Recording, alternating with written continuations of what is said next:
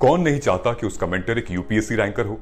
2021 के final results में civils Delhi IAS के 200 से भी ज्यादा सिलेक्शंस हैं। Guys, I am going to connect you 1-to-1 with civils Delhi rankers for free. There is a link in the description, fill it and schedule a session. These ranker will prepare a timetable and a personalized plan for you. ये toppers आपको exactly वही बताएंगे कि कौन सी book follow करनी है, कौन सा चैप्टर पढ़ना है. They will guide you in answer writing, mocks and accessing them. Don't miss this golden opportunity to get mentored by a ranker. Hi, my name is Arushi Sabarwal. In the recently declared results of JKAS 2021, I secured 13th rank. It was my second attempt with geography as my option. So today, through the help of Delhi Knowledge Tracks medium, I would like to discuss about my whole journey and how I made it possible in my second attempt. So talking about my basic qualification and my upbringing, I was born and brought up in Jammu. I did my basic schooling from KC Public School, Jammu. Thereafter, I pursued my Bachelor's of Engineering in Electronics and Instrumentation. I always wanted to be a civil servant right from my childhood. And my mother had helped me to get inclined towards this field. And when I was in last year of my college, I decided that I would definitely pursue this dream. So I left the dream of going for a multinational corporation. And I got a lot of opportunities to work in various fields of engineering, although my dream was always there to come towards the civil services. So in 2018, I gave my first attempt. And in that attempt, I could not qualify the preliminary stage itself. And secondly, for the second attempt, I appeared in 2021, and this was my serious attempt, and I qualified the preliminary. I reached the main stage, and I was confident to see my name in the interview list, and then finally I cleared the whole examination with the 13th rank. So I think one thing which I realized from my first to the second attempt was that I was not very clear that why I really wanted to be in the civil services. Therefore, that why part was missing. So it becomes very important, all the people who are listening me today, that you must be clear that why you want to come towards this civil services. Because at the end of the day, the kind of pressure which you're going to feel, in all these years of your journey can actually become very tedious. और कई बार ऐसा भी लगेगा कि you can't do it. But when your why is very clear, only then it would be possible कि आप ये सारा प्रेशर ले पाएँ. तो इसलिए आज मैं यही आप सबको कहना चाहती हूँ कि प्लीज़ प्लीज़ प्लीज़ फोकस कि आप ये क्यों करना चाहते हैं, आखिर कारण क्या है. और कारण सबका अलग अलग रहेगा. किसी का कारण हो सकता है कि he or she wants a prestige in the society, he or she wants to do public service, और कुछ लोगों का ये भी होता है he or she wants a good spouse in life. So there is no problem with that. आप कोशिश करिए अपना वाई पे जाने के लिए, बाकी आपकी जर्नी बिल्कुल स्मूथ हो जाएगी. So coming on the resources, जो अक्सर बच्चे क्वेश्चन करते हैं कि रिसोर्सेस क्या लेंगे इस पूरी जर्नी के लिए, तो मैं कहूँगी कि रिसोर्सेज के लिए सबसे पहले ये बहुत ज़रूरी है कि आप पूरे एग्ज़ाम को बहुत अच्छे से समझें. बिकॉज़ मैंने अक्सर ये देखा है कि बच्चे एग्ज़ाम को समझने के बिना एग्ज़ाम अटेम्प्ट भी करते हैं और ये सोचते हैं कि जो वो कोचिंग में पढ़ रहे हैं या जो भी वो वीडियोज़ में देख रहे हैं वो सारा रेलिवेंट है एग्ज़ाम के लिए. तो ऐसा बिल्कुल नहीं है. अगर आप कोचिंग में भी पढ़ रहे हैं, आप सेल्फ स्टडी कर रहे हैं, तो it becomes very important that first you analyse the exam. And the best way to understand or analyze the exam is to understand the syllabus. And after understanding the syllabus, it is also important that you really understand what is being asked in the question paper. So here comes the role of the previous year question papers. So both for the, I would say, the preliminary as well as for the mains, analyze all the previous year question papers. और ये यकीन मानिए कि UPSC या JKPSC या कहीं का भी सर्विस कमीशन आपसे एक कदम आगे चलेगा. तो आपको भी उसके साथ पैरेलली चलना है by analysing all the question papers. तो अगर बेसिक रिसोर्सेज की बात करें after the analysis of the syllabus and the previous year question papers, तो मैंने 6 से लेकर 6ठी से लेकर 12वीं तक की सारी एनसीईआरटीज़ की किताबें मल्टीपल रिविजन्स के साथ पढ़ ली थी. तकरीबन मैं कहूँगी 4 से 5 रिविजन्स मैंने की थी. और इनफैक्ट ज्योग्राफी, जो कि मेरा ऑप्शनल है, मैंने तकरीबन 7 से 8 बारी पढ़ी थी. तो ये बहुत ज़रूरी है कि आपके पास जितना भी टाइम है आप मिनिमम 3 रिविजन्स तो बिल्कुल करिए। अगर आप और ज़्यादा अटेम्प्ट्स दे रहे हैं तो 5 से 6 रिविजन्स आपकी होनी चाहिए, क्योंकि this exam is all about how efficiently you know everything. तो सबसे बेहतर तरीका है कि आप अपनी एनसीईआरटीज़ को मल्टीपल रिवीजन करिए। तो जब आप मल्टीपल रिवीजन करते हैं आपको डिफरेंट पर्सपेक्टिव्स पता लगते हैं हर रिवीजन के साथ। So once you are done with this basic thing, after that आप कोशिश करिए जो अदर हाई रेफरेंस बुक्स होती हैं, जैसे कि पॉलिटी के लिए एक बहुत फेमस किताब है लक्ष्मीकांत के नाम से, जो कि I would say it's a brilliantly written किताब, जो इस एग्ज़ाम के स्कोप के हिसाब से ही लिखी गई हुई है, प्रीलिमिनरी के लिए भी और मेंस के लिए भी बहुत अच्छी है। उसके अलावा मैंने और कोई किताब नहीं पढ़ी थी, लेकिन जो इसकी 11th-12th की जो एनसीईआरटी आती है, कॉन्स्टिट्यूशन एट वर्क, वो मैंने बहुत ध्यान से पढ़ी थी। उसके अलावा अगर मैं बात करूँ इकोनॉमी की, इकोनॉमी के लिए जो एनसीईआरटी है वो 9वीं से लेकर 12वीं तक होती है। 9वीं से ही स्टार्ट होती है 9th स्टैंडर्ड से। उसके अलावा I also refer to an online source जिनको मृणाल पटेल नाम के एक सर हैं जो बहुत अच्छा इकोनॉमी पढ़ाते हैं। वो free of cost lectures available हैं फॉर एवरी स्टूडेंट, तो मैंने वो पढ़ी थी। उसके अलावा एक मार्केट में नोट्स है श्री राम IAS करके, तो मैंने उनके नोट्स रेफ़र किए थे। साथ ही साथ मैं करंट अफेयर्स भी पढ़ती थी and I also read the economic survey and the budget for that. After that अगर हम बात करें हिस्ट्री की, तो history is one such subject जो काफ़ी ड्राई लगता है बच्चों को, तो मेक श्योर हिस्ट्री के लिए आप एनसीईआरटी से ही स्टार्ट करें। मैंने एनसीईआरटी तक ही रिस्ट्रिक्ट किया था, उसके अलावा मैंने कोई एक्स्ट्रा बुक नहीं पढ़ी थी। मैंने बिपिन चंद्र किताब भी अलग से नहीं पढ़ी थी, जो एनसीईआरटी में अवेलेबल थी मैंने वही पढ़ी थी। लेकिन हाँ, एक मॉडर्न हिस्ट्री के लिए एक बहुत अच्छी किताब आती है चुटकू सी, स्पेक्ट्रम नाम से, तो बहुत अच्छी किताब है। तो मैं कहूँगी कि वो इतनी इंटरेस्टिंग है, वो बिल्कुल नोट फॉर्मेट में एक ऑलरेडी एक जो सिविल सर्वेंट हैं उनके द्वारा लिखी गई किताब है ये, तो बिल्कुल एग्ज़ाम ओरिएंटेड है ये बुक। तो after going through multiple revisions of your NCERT you must read this spectrum. तो उसके बाद एक बहुत इंपॉर्टेंट टॉपिक आता है कल्चर का, जो उसके लिए हम अक्सर कंफ्यूज रहते हैं। तो कल्चर के लिए मैं कहूँगी culture would be understood only when you are well versed with your historical concepts. So while you're reading the NCERTs of all the history books, you will realize कि culture उसका part ही है। अगर आप मान लीजिए एंशियंट हिस्ट्री पढ़ रहे हैं तो एंशियंट का जितना भी कल्चर आएगा, मान लीजिए इंडस वैली सिविलाइजेशन का कोई कल्चर है या चोला स्कल्पचर्स कोई हैं, so you would be dealing them simultaneously. लेकिन एक अलग से भी अगर आपको पैरेलली कल्चर पढ़ना है तो आप एक 11th क्लास की फाइन आर्ट्स की किताब आती है पिंक कलर की, जो कि मैं कहूँगी बहुत अच्छी है। पिक्टोरियल उसमें बहुत अच्छा रिप्रेजेंटेशन है, मैप वर्क उसमें बहुत अच्छा है, तो आप ये जो है यूज़ कर सकते हैं। उसके अलावा एक और किताब आती है मार्केट में नितिन सिंघानिया के नाम से। वैसे तो मैं कहूँगी कि नितिन सिंघानिया पढ़ने से पहले आप एनसीईआरटी बहुत अच्छे से पढ़ लीजिए। उसके बाद अगर आपको कुछ वक्त मिलता है तो आप जो स्टार्टिंग के 5-6 चैप्टर्स हैं आर्किटेक्चर पे, टेम्पल आर्किटेक्चर पे, पेंटिंग्स पे, म्यूज़िक पे, तो आप थोड़ा बहुत देख सकते हैं। ऐसे तो वो किताब बहुत अच्छी है, लेकिन अगर एक ऐसा बच्चा जो डायरेक्टली उस पर जंप करेगा और एनसीईआरटीज़ नहीं पढ़ेगा, so for that person it might get a bit of confusing, क्योंकि मेरे साथ ये चीज़ हुई थी।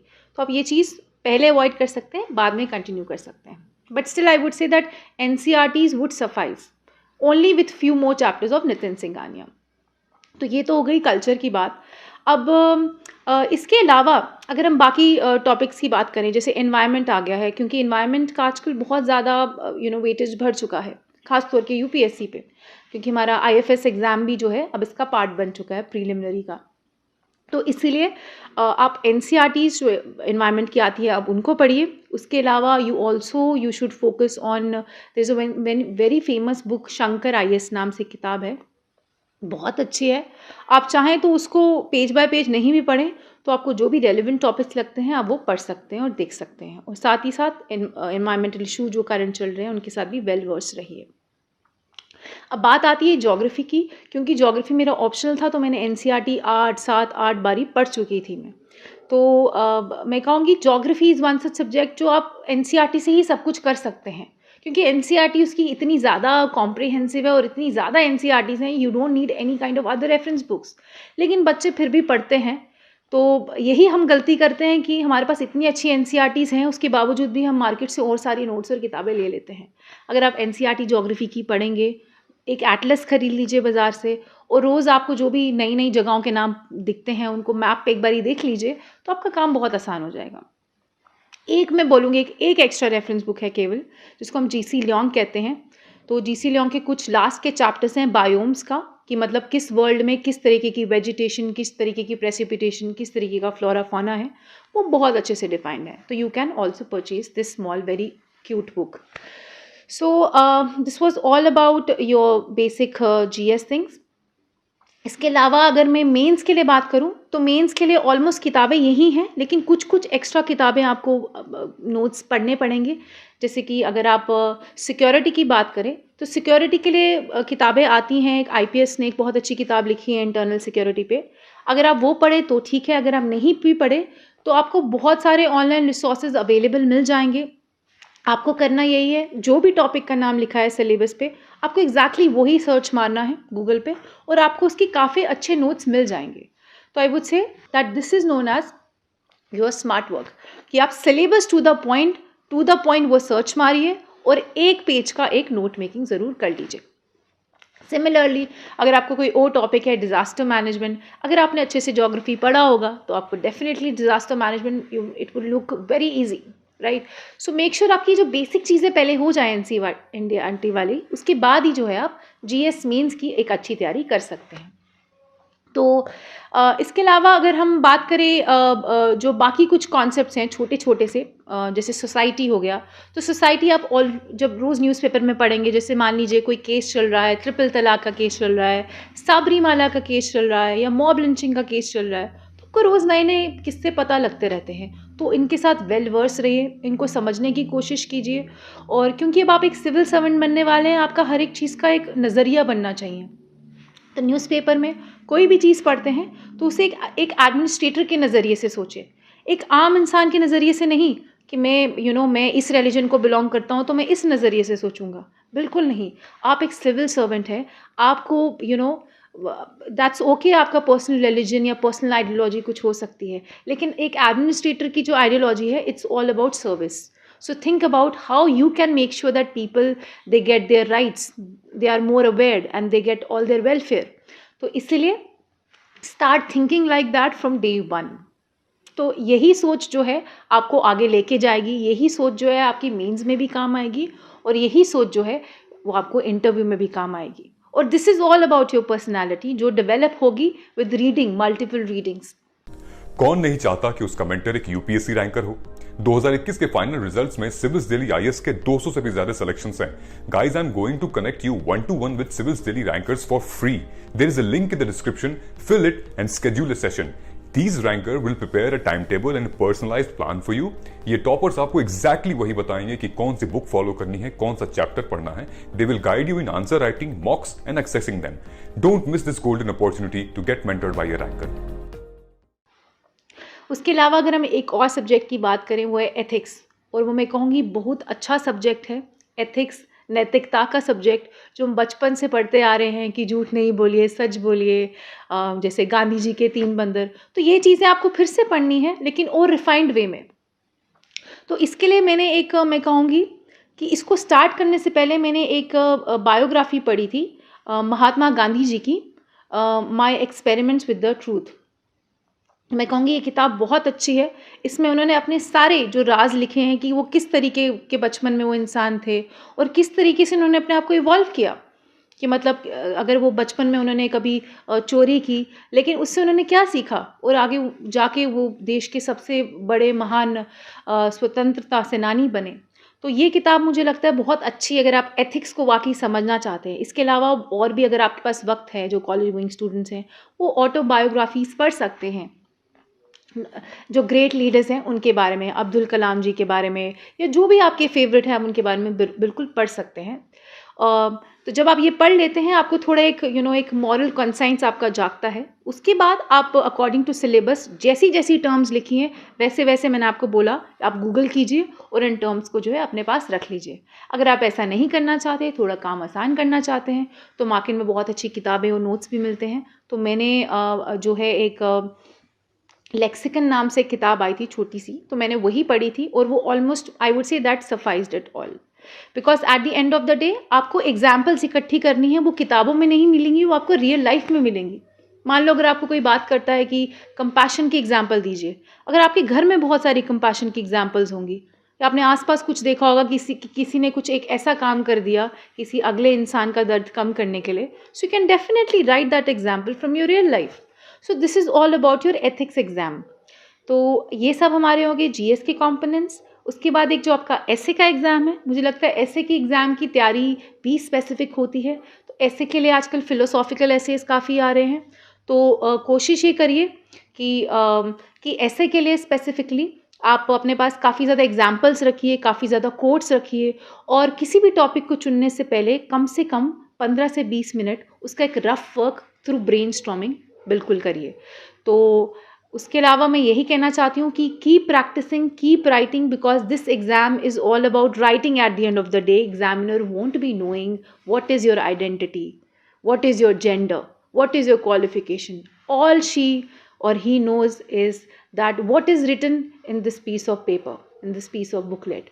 So ये अब आप तभी अच्छा कर पाएंगे जब आप डेली बेसिस पे प्रैक्टिस करते रहेंगे। फाइनली एक क्वेश्चन और पूछ रहे थे बच्चे कि ऑनलाइन रिसोर्सेज लें या ऑफलाइन। तो मुझे ऐसा लगता है, अगर मैं पर्सनली अपनी बात करूँ, so I am an old school person who really believes in the traditional way of life. So I was usually cut off from much of the technology part. I used a very basic keypad phone, that old Nokia phone which has no camera, only a torch light, और जो बहुत ज़ोर का vibrate करता है, so that I was less I was not much deviated from my focus. तो मैं केवल उसको टेक्सटिंग के लिए और कॉलिंग के लिए यूज़ करती थी, जो बहुत इंपॉर्टेंट थे, क्योंकि मैं बैलेंस नहीं कर पाती थी my social media and my studies. तो अगर आपको लगता है कि आप कर सकते हैं बैलेंस स्मार्टफोन के साथ, तो करिए। नहीं कर सकते तो definitely you should go for that phone. और मैं ये भी कहूँगी कि आईफोन और सिविल सर्विसेज की तैयारी साथ में नहीं हो सकती, ऐसा मुझे पर्सनली लगता है। तो अगर आपको शौक़ है आईफोन का और सिविल सर्वेंट भी बनना है, तो उसको 1-2 साल के लिए आप थोड़ा सा उसको स्टॉल कर लीजिए और कोशिश कीजिए, फ़िलहाल इसी की तैयारी में आप रहिए, फिर आप ले सकते हैं बाद में स्मार्टफोन। लेकिन हाँ, आप लैपटॉप और टैबलेट का यूज़ कर सकते हैं। I think that is much a better option rather than a smartphone, क्योंकि स्मार्टफोन में डिविएशन होती है। तो ऑफलाइन किताबों का कोई रिप्लेसमेंट नहीं है, आपको किताबें पढ़नी पड़ेंगी, लेकिन कहीं कहीं जहाँ पे आपको लगता है कि ये चीज़ मुझे नहीं मिल पा रही है मार्केट में, तो you can definitely use online resource. क्योंकि आजकल तो बच्चे ऑनलाइन इंटरव्यू भी दे रहे हैं, mock interviews, and that's also very great advantage. तो मेक श्योर कि आप जो आपको सबसे प्यारी चीज़ अभी लगती है, आपकी फ़ोन होगी या कुछ भी, उसको आप सैक्रिफाइस करिए। अगर आप सैक्रिफाइस कर देंगे, I am telling you, you are already about 90% आप सिविल सर्वेंट बन चुके हैं। तो this is all I wanted to say. बाकी लास्ट में मैं यही कहूँगी थ्रू दिल्ली नॉलेज ट्रैक के माध्यम से कि थैंक यू सो मच इतना अच्छा अपॉर्चुनिटी क्रिएट करने के लिए स्टूडेंट्स के लिए। एंड सबसे बड़ी बात है that it has been founded by a women, which is again a very proud movement.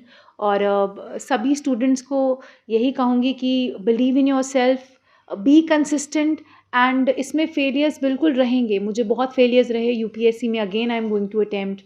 तो पर इस सोच के साथ नहीं कि बहुत सारे फेलियर्स हैं, इस सोच के साथ कि उन फेलियर्स से बहुत सारी चीज़ें सीख ली हैं जो मैं फाइनली नेक्स्ट अटेम्प्ट में जो है वो रिपीट नहीं करूँगी। So thanks a lot once again.